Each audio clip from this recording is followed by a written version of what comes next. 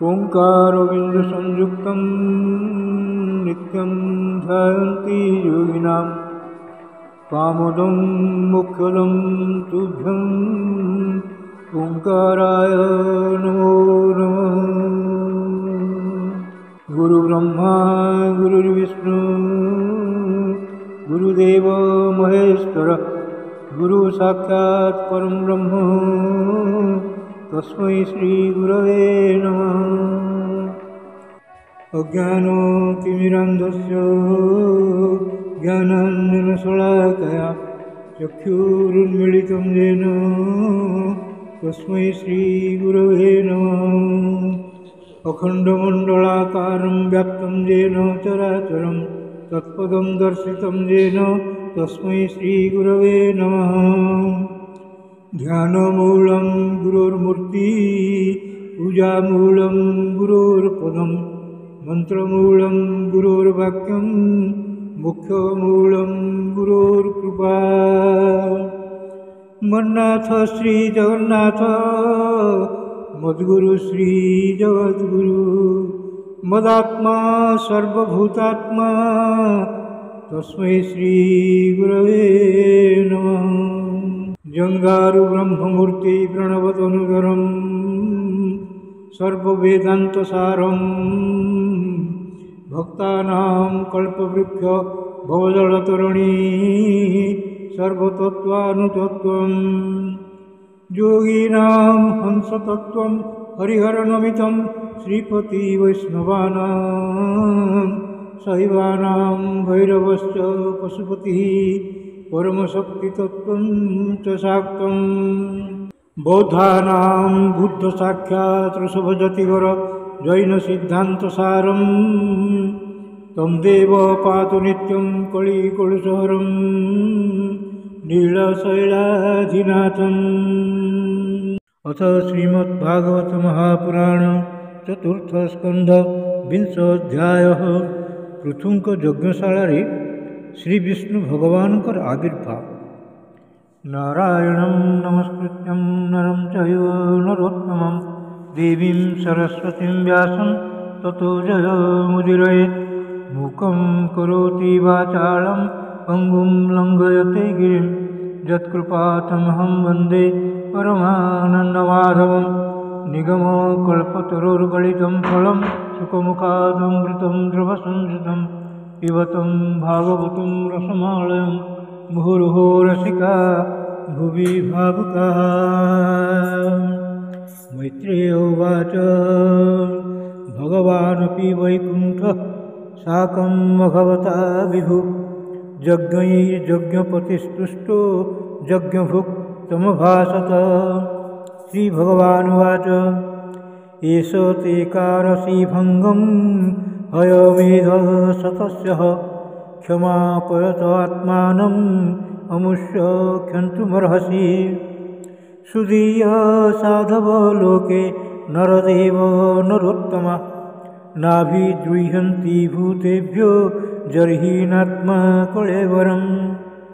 पुरुषा यदि मुह्यन्ति तादृशा देवमायया श्रम एव परं जातो दीर्घया वृद्धसेवया। अतः कायम् इमं विद्वान् अविद्या कामकर्मभिः आरब्ध इति नैवास्मिन् प्रतिबुद्धो नुसज्जते। असंसक्तः शरीरेऽस्मिन् मूलोत्पादिते गृहे अपत्ये द्रविणे वापि कः कुर्यान्ममतां बुधा।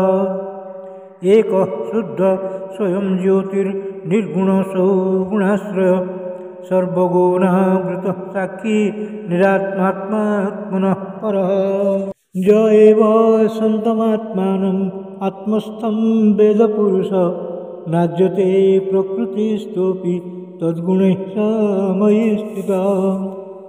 यः स्वधर्मेण मां नित्यं निराशी श्रद्धयान्वितः भजते शनकैस्तस्य मनोराजन् प्रसीदति। परित्यक्तगुणः सम्यक् दर्शनो विशदाशय शान्तिं मे समवस्थानं ब्रह्म कैवल्यमश्नुते।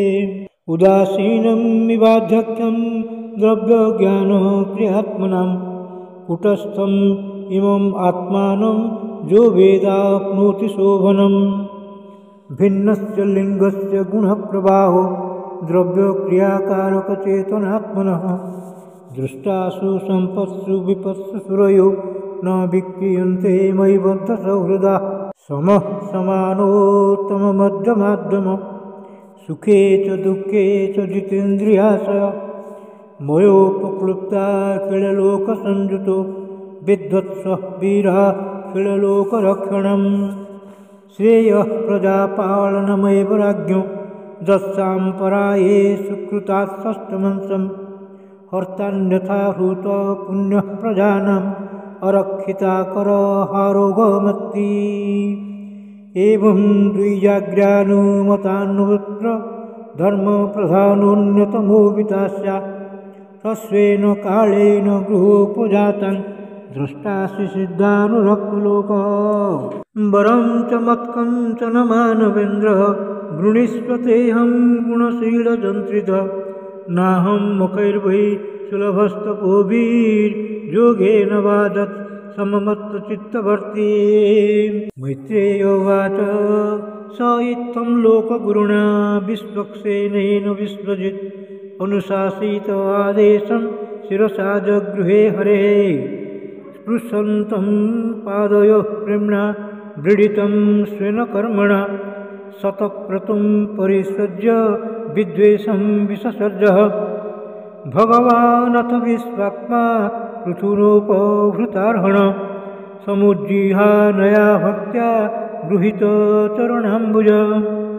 प्रस्थानाभिमुखप्येनम् अमनोग्रह विलम्बितः पश्यन् पद्मपलाशाख्यो न प्रतस्थे सुरुत्सताम्। स आदिराजो रचिताञ्जलिर्हरिं विलोकितुं नाशत दृष्ट्वश्रुलोचन न किञ्चनोवाच बाष्पविक्लवो हृदोपगुह्यामुदादवस्थितः।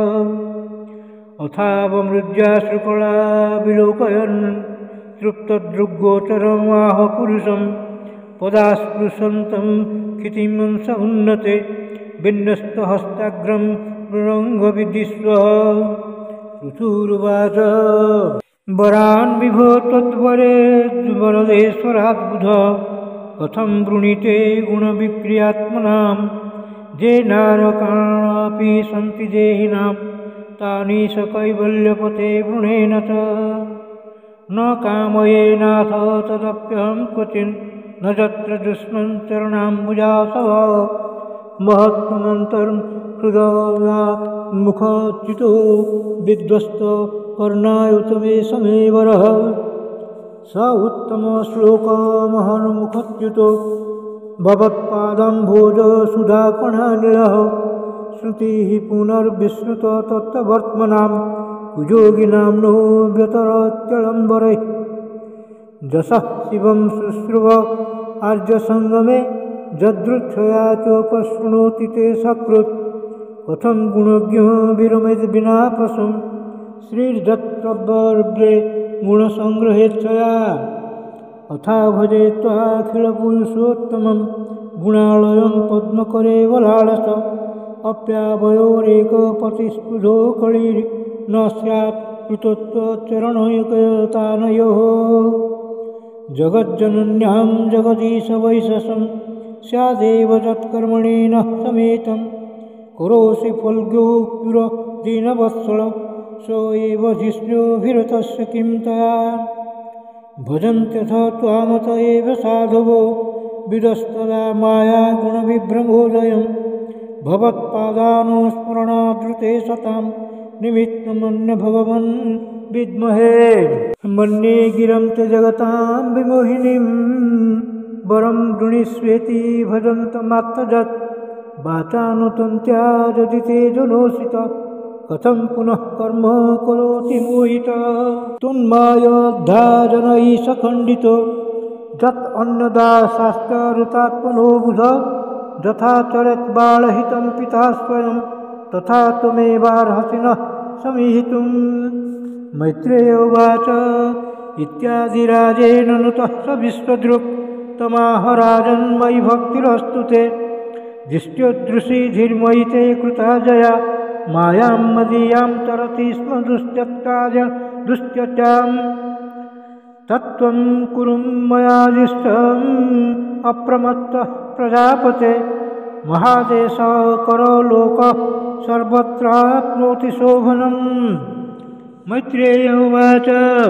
इति वैन्यस्य राजर्षे प्रतिनन्द्यार्थवद्वचः पूजितो नु गृहीत्वैन्यं गन्तुं चक्रे च्युतो मतिं देवर्षि पितृगन्धर्व सिद्धचारणपुन्नगा किन्नराप्सरसो मर्त्याः खगाभूतान्यनेकशः यज्ञेश्वर धिया राज्ञा वाग्वित्ताञ्जलिभक्तितः सभाजिता जजुः सर्वे वैकुण्ठानुगतास्ततः भगवानपि राजर्षे सोपाध्ययस्य चाच्युतः हरन्नीव मनुमिश्र स्वधामः प्रत्यपद्यत अदृष्टाय नमस्कृत्य नृपः सन्दर्शितात्मने अव्यक्ताय च देवानां देवाय स्वपुरं जजौ इति श्रीमद्भागवते महापुराणे पारमहंस्यां